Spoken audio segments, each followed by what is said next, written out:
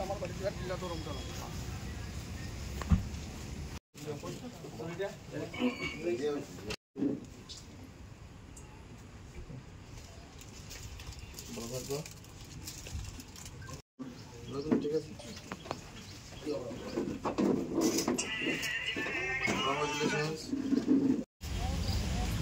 ভারতীয় জনতা যুব মোর্চা সারা রাজ্যকে আমরা কার্যক্রম হাতে নিয়েছি।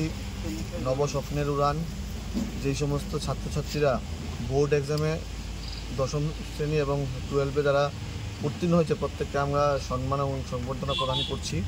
সেই সুবাদে আজকে উত্তর ত্রিপুরা সফরকালে আমাদের যুবরাজনগর বিধানসভার 31 নম্বর বুথে আমাদের গর্ব এই রাজ্যের ওপি দেবনাথ 12 এক্সামে 10ম স্থান অধিকার করেছে।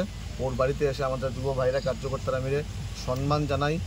এই ছোট বোনের হাত ধরেই আমরা আশা রাখি আগামী দিনে আমরা এই রাজ্যকে শ্রেষ্ঠত্বের দিকে নিয়ে যাব।